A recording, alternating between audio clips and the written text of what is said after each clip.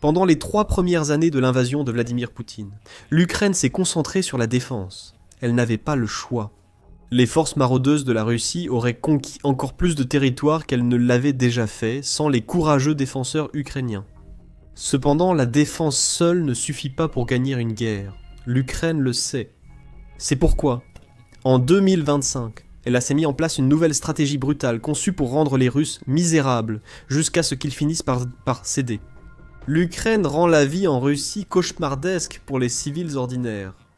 Et ce n'est que le début d'un plan à long terme, conçu pour mettre fin au règne de Poutine une bonne fois pour toutes.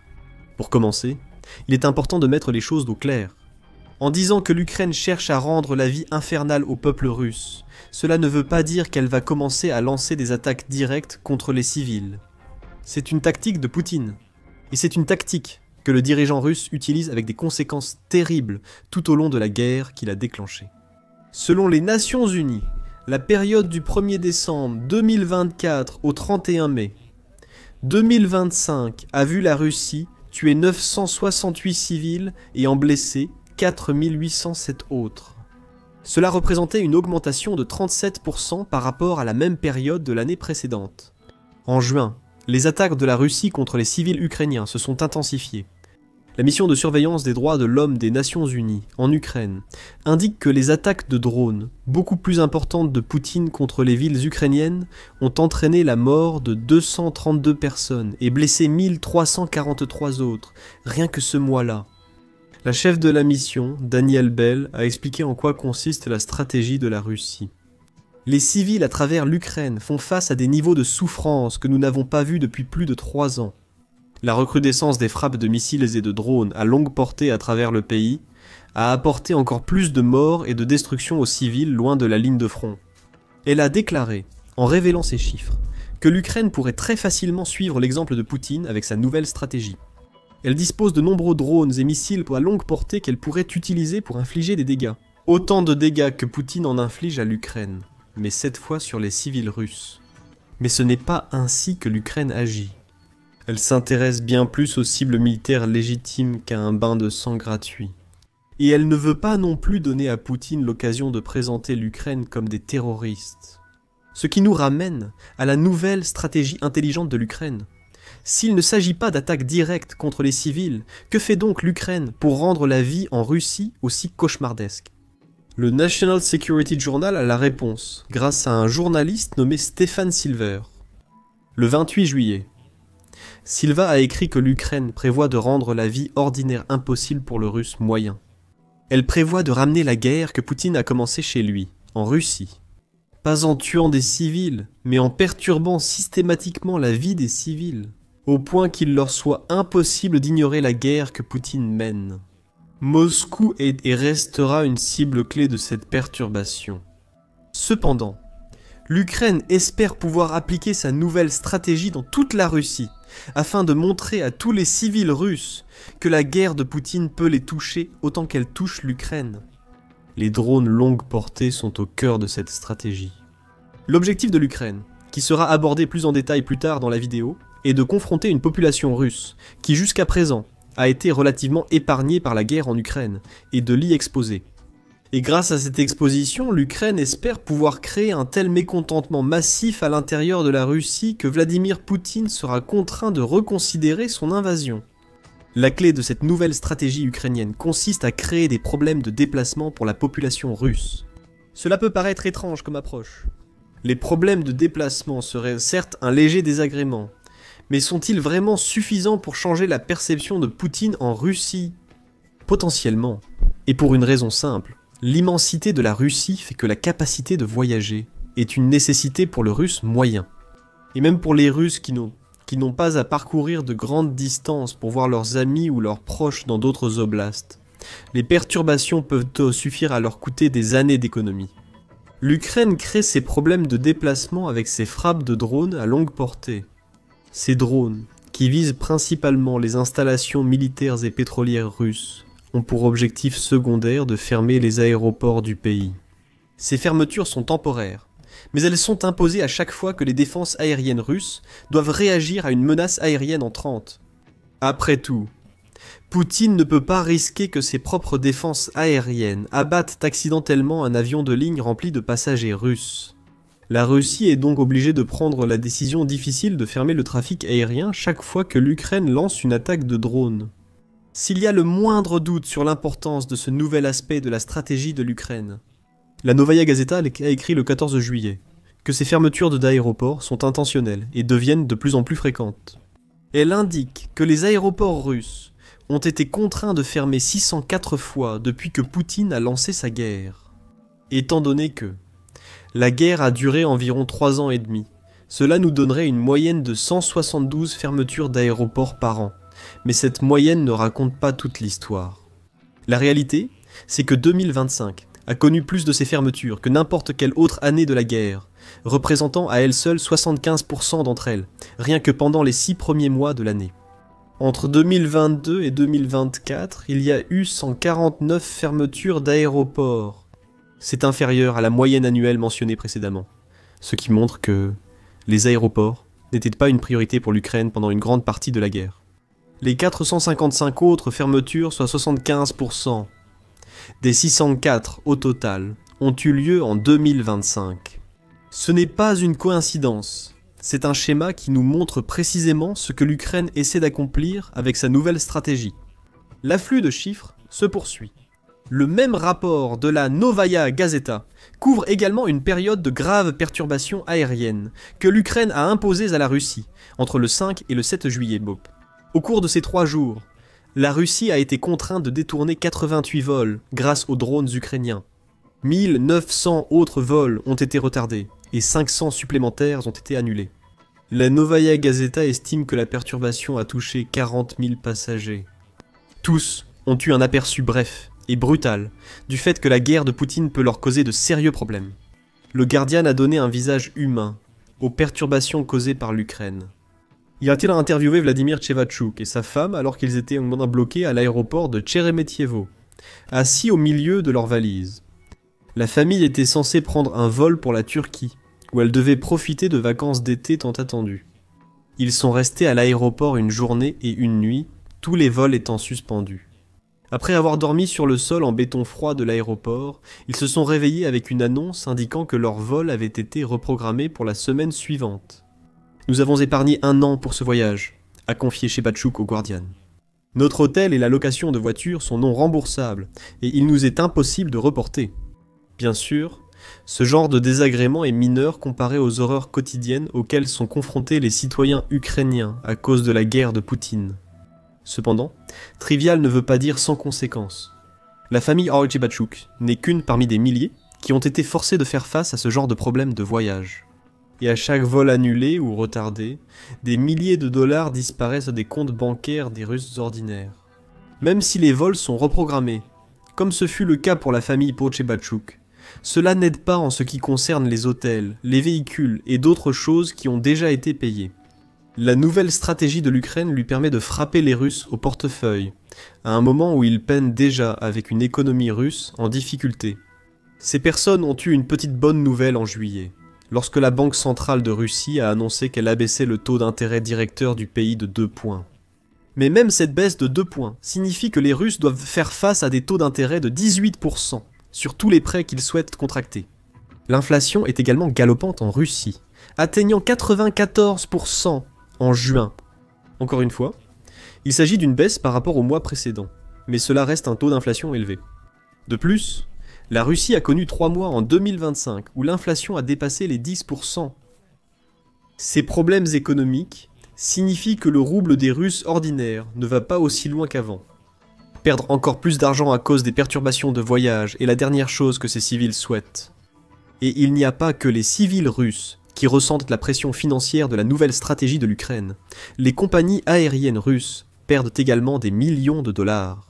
La perturbation mentionnée précédemment, survenue entre le 5 et le 7 juillet, aurait coûté environ 254 millions de dollars aux compagnies aériennes, selon le Kiev indépendant. Chaque vol annulé, en supposant l'utilisation d'un Boeing 737-800, coûtera à une compagnie jusqu'à 284 000 dollars, en tenant compte du carburant, des coûts de l'équipage, des services aéroportuaires et du manque à gagner subi par la compagnie en perdant ses clients. Même un vol retardé entraîne un coût élevé. Chaque tranche de 4 heures de retard coûte à une compagnie jusqu'à 19 000 $. Donc, ce ne sont pas seulement les voyageurs russes que l'Ukraine pénalise avec sa nouvelle stratégie. Ce sont aussi les compagnies aériennes elles-mêmes qui rendent les voyages possibles. Et encore une fois, tout cela sert les efforts de l'Ukraine pour rendre la vie aussi inconfortable que possible au peuple russe, par tous les moyens possibles, sans aller jusqu'à les tuer. Peut-être que l'objectif à long terme serait même de forcer la faillite du plus grand nombre possible de compagnies aériennes russes. Au quotidien, les Russes les ont confrontés à des retards, et ont beaucoup moins de choix en termes de destination et de mode de transport. Et comme si la situation ne pouvait pas empirer pour les compagnies aériennes russes, un nouveau problème se profile à l'horizon, le piratage informatique.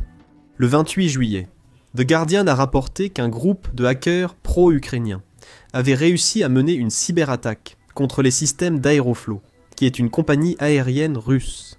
Bien qu'il n'y ait pas encore beaucoup de détails connus sur la nature de l'attaque ou sur la façon dont elle s'est produite, on sait qu'un groupe nommé Corbeau Silencieux a revendiqué la responsabilité maintenant. Dans une déclaration, Corbeau Silencieux a révélé que il a travaillé aux côtés d'une équipe de hackers biélorusses nommée Cyber Partisan, qui a également été liée à des actions pro-ukrainiennes pendant la guerre. Les résultats de l'attaque informatique étaient très similaires à ce que l'on observe lorsque l'Ukraine envoie des drones longue portée en Russie. Aeroflot a été contrainte d'annuler 50 de ses vols, et d'en retarder au moins 10 autres, selon Reuters et The Guardian. Ce piratage a coûté des millions de dollars à la compagnie aérienne, une somme conséquente pour l'entreprise. C'est un gros coup porté à sa santé financière, et c'est le genre de problème qui ne va pas disparaître de sitôt. Et il y a une raison évidente à cela, même si l'on met de côté cet incident de piratage isolé. Pratiquement toutes les récentes fermetures d'aéroports en Russie sont survenues à la suite des frappes en profondeur lancées par l'Ukraine sur le territoire russe à l'aide de ses drones longue portée. Ces frappes ne visent pas directement les aéroports russes.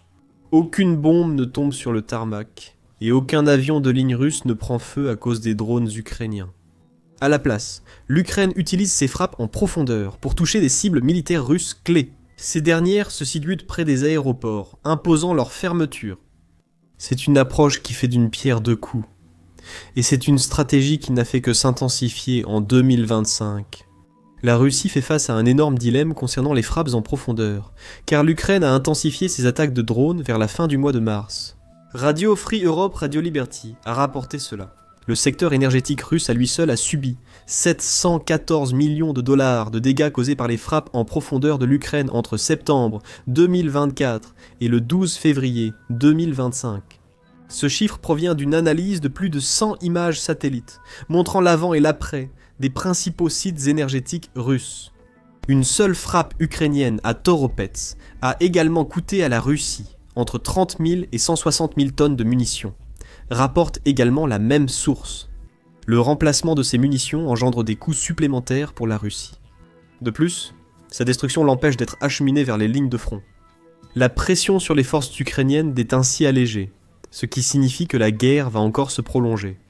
Et plus la guerre s'éternise, plus l'Ukraine peut utiliser ses frappes en profondeur pour infliger des dégâts et, en conséquence, causer encore plus de problèmes aux citoyens russes. La guerre de Poutine a piégé le peuple russe dans un cercle vicieux. Une autre estimation, cette fois fournie par le Kiev indépendant, suggère que les frappes en profondeur de l'Ukraine ont coûté à la Russie plus de 10 milliards de dollars entre janvier et mai 2025. L'Ukraine tire aussi parti de la vaste étendue de la Russie, avec ses attaques. Poutine ne peut pas protéger les 27 millions de kilomètres carrés du territoire russe, avec ses défenses aériennes en diminution. United 24 Media l'a souligné dès le mois de juin. Des cibles militaires clés vont être frappées. Il n'y a pas grand-chose que la Russie puisse faire à ce sujet. Et même si l'Ukraine n'atteint pas directement ces cibles, chaque drone envoyé en Russie a la capacité de forcer la fermeture des aéroports, rien que par sa présence. Pour aggraver les choses pour Poutine, ce n'est pas comme si cette stratégie de frappe en profondeur allait prendre fin de sitôt. En novembre dernier, le président ukrainien Volodymyr Zelensky a fixé pour objectif à l'Ukraine de produire 30 000 drones longue portée en 2025. Cette ampleur de production signifie que l'Ukraine disposera d'environ 2500 drones par mois qu'elle pourra utiliser pour poursuivre ses frappes en profondeur. L'Ukraine a également annoncé en mars qu'elle avait produit un drone capable de parcourir jusqu'à 3000 km, ce qui ouvre davantage de possibilités pour frapper plus profondément en Russie et provoquer encore plus de fermetures d'aéroports. L'Ukraine travaille même avec ses partenaires pour augmenter sa capacité de frappe en profondeur. Le 23 juin, le Guardian a rapporté que l'Ukraine et le Royaume-Uni ont conclu un accord qui verra les deux pays coopérer à la production de drones à plus longue portée. L'Ukraine peut utiliser pour nuire à la Russie. Maintenant, comme mentionné dans l'introduction de cette vidéo, ce que fait l'Ukraine en ce moment n'est qu'un début. Voilà ce que cela signifie. L'Ukraine a identifié les frappes en profondeur comme la clé pour créer un cauchemar pour le peuple russe. Alors qu'elle se concentre sur la construction de plus de drones à longue portée que jamais auparavant, ce type de frappe deviendra encore plus courant. À chaque frappe, il y a davantage de fermetures d'aéroports, ce qui retire de l'argent des poches des Russes ordinaires, ainsi que des compagnies aériennes qui les desservent. Encore et encore, le cycle se répète, causant à chaque fois plus de souffrance. Comment la Russie réagit-elle à cela? Elle ne peut pas riposter avec plus de défense aérienne. Celles-ci sont déjà tellement sollicitées que Poutine doit remplacer des systèmes. Il les avait installés en Asie pour étendre son influence sur ce continent avec des leurres, afin de pouvoir ramener ces systèmes en Russie, comme l'a rapporté United 24 en mai dernier. Et plus de défense aérienne n'aiderait pas de toute façon. Ce sont ces systèmes qui tirent leurs salves et leurs missiles, ainsi que les drones ukrainiens, qui provoquent autant de fermetures d'aéroports à la base. Non, la réponse de Poutine est bien plus simple. Il coupe l'internet mobile pour des milliers de personnes à la fois. Le 28 juillet, le New York Times a rapporté que les autorités russes ont commencé à couper les réseaux internet mobiles. Apparemment de façon aléatoire, et souvent pendant des heures, pour répondre à la menace constante des drones ukrainiens. Il y a une logique derrière ces coupures. Selon le New York Times, les drones ukrainiens peuvent utiliser les connexions mobiles fournies à ces téléphones pour les aider à se diriger vers leurs cibles. Couper les connexions, les drones pourraient être arrêtés. Mais cela ne fait que servir les intérêts de l'Ukraine. Surtout quand on se rappelle que sa nouvelle stratégie consiste justement à semer le chaos dans la vie quotidienne des Russes. Comme pour les fermetures d'aéroports, chaque perte de connexion internet mobile pendant plusieurs heures rappelle au peuple russe que leur dirigeant a plongé leur pays dans une guerre qui affecte désormais leur vie quotidienne. On pourrait même dire que les coupures d'internet sont encore plus efficaces que les fermetures d'aéroports. Les annulations et retards de vol peuvent toucher plusieurs milliers de personnes à la fois. La réponse russe sur l'internet mobile pourrait toucher des millions de gens. C'est particulièrement vrai quand on considère que les téléphones portables sont souvent le seul moyen pour le russe moyen d'accéder à internet. Le journal de la sécurité nationale précise que la plupart des Russes ne peuvent pas simplement se reconnecter à un ordinateur portable et reprendre la navigation. Une fois qu'une connexion mobile est perdue, le russe moyen n'a plus accès à internet, jusqu'à ce qu'une autorité invisible décide de la rétablir. Tout cela ramène à un point évoqué plus tôt dans la vidéo, les objectifs de l'Ukraine avec sa nouvelle stratégie. Il est déjà évident que l'Ukraine espère rendre la vie des Russes ordinaire tellement cauchemardesque et inconfortable qu'il leur sera impossible d'ignorer la réalité d'une guerre brutale qui se déroule loin de leur regard collectif. C'est le premier objectif. Chaque aéroport fermé et chaque perte de connexion internet mobile est une gifle métaphorique pour chaque Russe concerné. Ces rappels garantissent que la guerre en Ukraine ne peut pas rester invisible pour ces personnes. Ça se passe, ça les affecte. Et l'Ukraine espère que suffisamment de ces désagréments suffiront à les mettre en colère. Dans un monde idéal, cette colère se transformerait en rébellion contre Poutine et son invasion. Cependant, cela semble improbable. The Guardian suggère que Zelensky a depuis longtemps abandonné tout espoir qu'il avait autrefois de pouvoir convaincre le Russe moyen de s'opposer à la guerre. Cela ne veut pas dire que l'opposition n'existe pas en Russie. En février, le Journal of Democracy a rapporté qu'une enquête menée en novembre 2024 avait révélé que 57% des Russes étaient favorables à un cessez-le-feu dans la guerre en Ukraine, contre 35% qui soutenaient la poursuite des combats.